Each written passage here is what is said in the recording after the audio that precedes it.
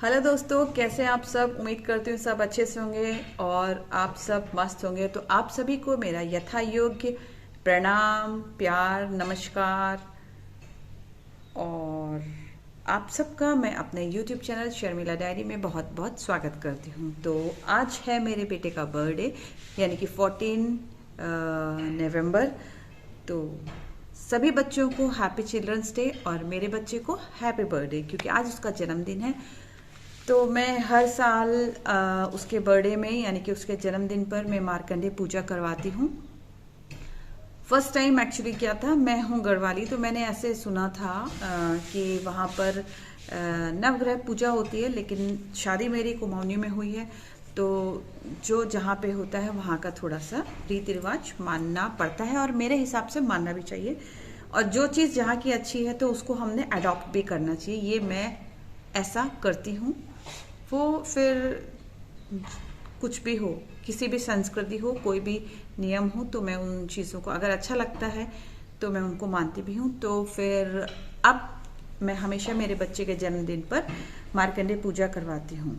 क्या होता आजकल के, चाहे मैं हूँ चाहे मेरा बच्चा हो या और बच्चे हो, आजकल सभी लोग अपने जो दिवस को, यानी कि अपने बर्थडे को बहुत ही मेमोरेबल, बहुत ही खास मनाते हैं और उसको एक यादगार पल के रूप में अपनी लाइफ में जोड़ना चाहते हैं। और वैसे भी आजकल जो है सोशल मीडिया का ज़माना है, तो कभी किसका बर्थडे होता है तो वो हमारे पास पहले से पता लग जाता है। भाई आज उसका बर्थडे कैसे सेलिब्रेट हुआ ये भी पता लग जाता है, क्योंकि हाई पार्टी, ग्रैंड पार्टी, वो सारी चीज़ें हमें मिल जाता है पता। तो फिर मैं पार्टी जो भी करूं, लेकिन सबसे पहले मैं बर्थडे की शुरुआत करती हूँ मार्कंडे पूजा करवा करके। तो 6:30 बजे पंडित जी आ गए थे। अगर हम हिंदू हैं तो मैं आप सभी को एक रिक्वेस्ट भी बोल रही हूँ, रिक्वेस्ट कर रही हूँ।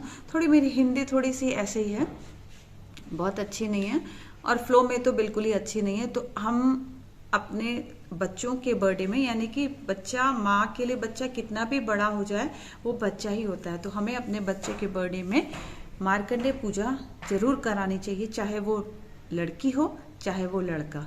ऐसा नहीं है कि सिर्फ लड़कों के लिए ही मार्कंडे पूजा होती है। मार्कंडे पूजा जो होती है बच्चे की उज्जवल भविष्य, अच्छा स्वास्थ्य, अच्छी शिक्षा ग्रहण हो बच्चे को, उसमें सद्बुद्धि आए, उसका जो आने वाला जीवन हो वो सुखमय हो, सुखी हो, और उसका करियर अच्छा हो। इन सब चीज़ों के लिए हम मार्कंडे पूजा करते हैं। कोई भी पूजा हम करते हैं तो एक अच्छे विचारों के लिए करते हैं कि इसका जीवन अच्छा हो, इसका जो लाइफ अच्छा हो। इन सब चीज़ों को ध्यान में रखते हुए हम मार्कंडे पूजा करते हैं। तो उसी प्रकार से मैं जब मार्कंडे पूजा कराती हूँ, मार्कंडे पूजा को हम अष्ट चिरंजीव पूजा भी कहते हैं।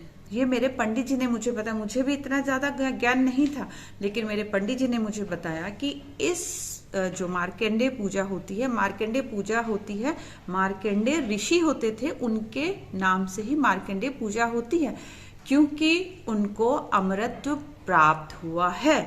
तो अष्ट चिरंजीवी पूजा भी मार्कंडे पूजा को कहा जाता है। अष्ट चिरंजीवी पूजा का जो तात्पर्य है, जो हमारे हिंदू ग्रंथ में जो 8 लोग हैं जिनको अमृत प्राप्त है, तो जब भी हम मार्कंडे पूजा करें तो उसमें हनुमान जी, विभीषण, कृपाचार्य, अश्वत्थामा, मार्कंडे ऋषि, परशुराम, दैत्यराज बाली और वेदव्यास जी का स्मरण करना चाहिए। इनको हमें अपनी पूजा में शामिल करना चाहिए, क्योंकि इन सभी को अमृत की प्राप्ति थी।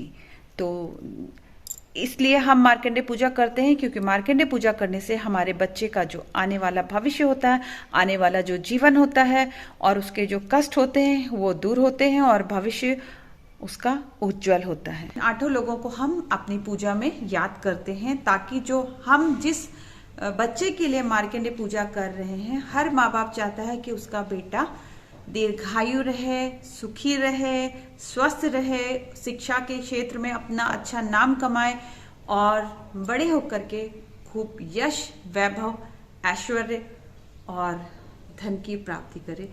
तो इसी उम्मीद और के साथ मैंने भी अपने बच्चे के लिए मार्कंडे पूजा कराई, और मैं हर साल सबसे पहले मार्कंडे ही पूजा कराती हूँ।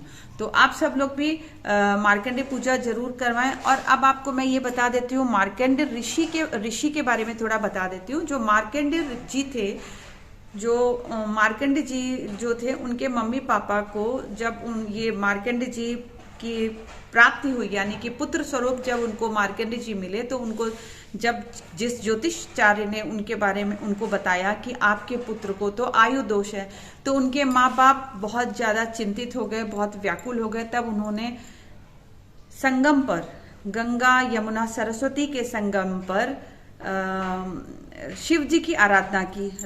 रेते से शिवलिंग बनाया, शिव जी की आराधना की।